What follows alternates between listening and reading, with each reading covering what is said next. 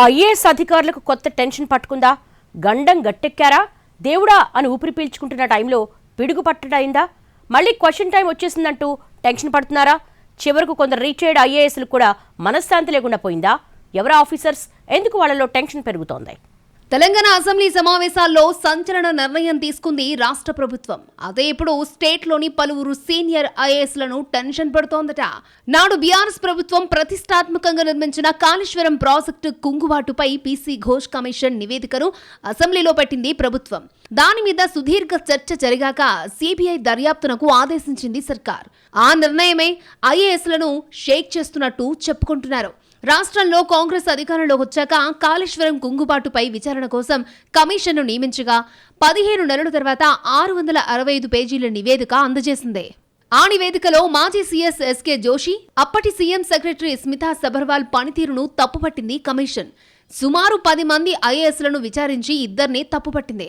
అందరినీ cross examine చేసి final గా ఆ నిర్ణయం తీసుకుంది కమిషన్. అంతకుముందు ప్రాజెక్టులో పనిచేసిన వివిధ స్థాయిల్లోని ఇంజనీర్లను కూడా ప్రశ్నించింది. మాజీ ఈఎన్సీలు సి మురళీధర్, నల్లా వెంకటేశ్వర్లు, ఈఎన్సీ బి హరిరామ్లను, ఆ తర్వాత సీఎంఓ మాజీ కార్యదర్శి స్మితా సబర్వాల్, మాజీ ప్రభుత్వ ప్రధాన కార్యదర్శులు ఎస్కే జోషి, సోమేష్ కుమార్, ప్రభుత్వ మాజీ ప్రత్యేక ప్రధాన కార్యదర్శి రజత్ కుమార్, ఆర్థిక శాఖ ప్రత్యేక ప్రధాన కార్యదర్శి రామకృష్ణారావులను క్రాస్ ఎగ్జామినేషన్ చేసింది.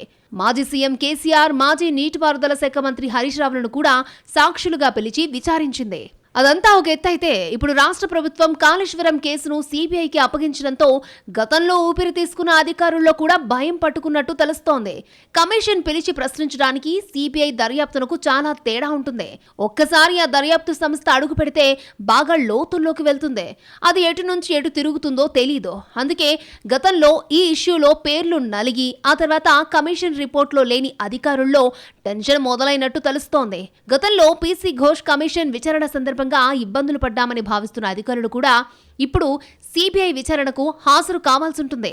తమకు ఏమీ తెలియదని, నాటి ప్రభుత్వ పెద్దలు చెబితేనే పనులు చేశామని, 3 ఏళ్ల కిందటి విషయాలు మాకు గుర్తుకు లేవని కమిషన్కు సమాధానాలు చెప్పారట చాలా మంది అధికారులు. మరి ఇప్పుడు సిబిఐ అధికారులు ఎంటర్ అయి వాళ్ళ స్టైల్లో ప్రశ్నలు సంధిస్తే వీళ్ళేం సమాధానం చెబుతారోనన్న చర్చ జరుగుతోంది తెలంగాణ సెక్రటేరియట్లో.